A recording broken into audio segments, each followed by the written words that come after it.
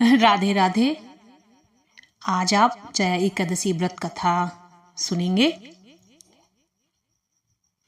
युधिष्ठिर ने पूछा, भगवान कृपा करके बताइए कि माघ मास के शुक्ल पक्ष में कौन सी एकादशी विधि तथा किस देवता का पूजन किया जाता है। भगवान श्री कृष्ण बोले, राजेंद्र, माघ मास के शुक्ल पक्ष में जो एकादशी होती है, जया नाम से यह पापों को हरने वाली तथा पाप नाशक तथा मोक्ष प्रदान करने वाली है। व्रत करने वाले मनुष्यों को प्रयुक्त योनि में नहीं जाना पड़ता, इसलिए इसे प्रयत्न पूर्वक जया नाम की एकादशी का व्रत करना चाहिए प्रत्येक मनुष्यों को।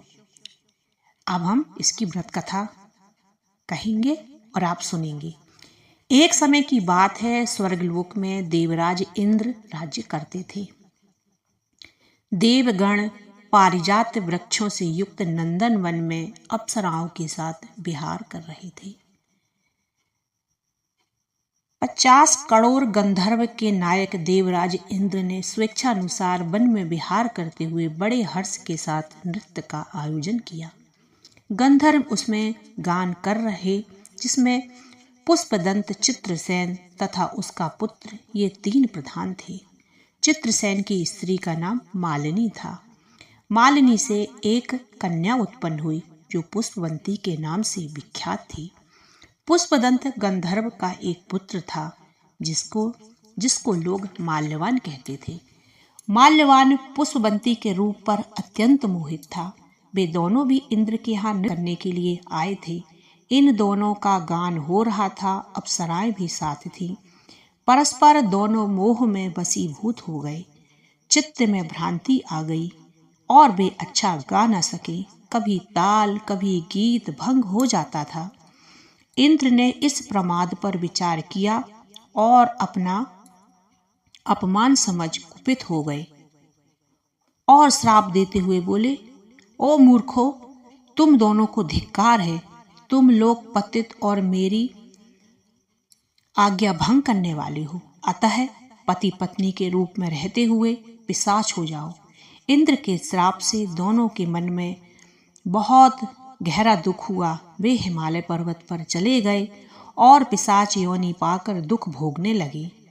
ताप से पीड़ित होकर हिमालय की कंदराओं में विचरते रहते थे। एक दिन पिशाच से पिशाचिनी ने कहा, हमने कौन सा पाप किया जिससे यह योनि प्राप्त हुई। नरक का कष्ट भयंकर है। पिशाच योनि भी बहुत दुख देने वाली है। अतः प्रयत्न करके पाप से बचना चाहिए। चिंतन मग्न होने के कारण दोनों सूखते जा रहे थे।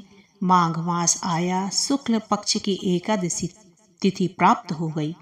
जया नाम से विख्यात यह तिथि स्वयं में उत्तम थी। दोनों ने जलपान तक नहीं किया, जीव हिंसा नहीं की, फल तक नहीं काटा। दुख से व्यथित होकर पीपल के पेड़ के नीचे बैठे रहे। सूर्यास्त हो गया। उनके प्राण हर लेने वाली भयंकर रात्रि उपस्थित हुई। नींद नहीं आई। सूर्योदय हुआ। द्वादशी का दिन आया। इस प्रकार पिशाच दंपति के द्वारा जया के उत्तम व्रत का पालन हो गया। रात में जागरण भी किया था। उस व्रत के प्रभाव से भगवान विष्णु की कृपा से और भक्ति से दोनों का पिशाचत्व दूर हो गया। पुष्पवंती और माल्यवान अपने पूर्व रूप में आ गए। उनके हृदय में पुराना स्नेह उमड़ रहा था। दोनों मनोहर रूप पा स्वर्गलोक गए। इंद्र के सामने जाकर प्रणाम किया। इंद्र को बड़ा विस्मय हुआ। पूछा, तुम दोनों का पिशाचत्व दूर कैसे हुआ? तुम दोनों को तो श्राप मैंने दिया था। फिर किस देवता ने तुम्हें पिशाच योनि से छुटकारा दिलाया है? माल्यवान बोला, स्वामिन, वासुदेव की कृपा से जया नामक एकादशी के व्रत से हमारा पिशाचत्व दूर हुआ है। इंद्र ने कहा, तुम दोनों अब सुधापान करो। जो लोग एकादशी के व्रत में तत्पर और भगवान श्री कृष्ण के शरणागत होते हैं, वे हमारे भी पूजनीय होते हैं। भगवान श्री कृष्ण कहते हैं, राजन, इस कारण एकादशी का व्रत करना चाहिए। नृपश्रेष्ठ, जया ब्रह्म हत्या का पाप भी दूर करने वाली है। जिसने जया का व्रत किया, यानी उसने दान और संपूर्ण यज्ञों का फल प्राप्त हो गया। इस महात्म्य पढ़ने और सुनने से अग्निष्ट होम यज्ञ का फल मिलता है।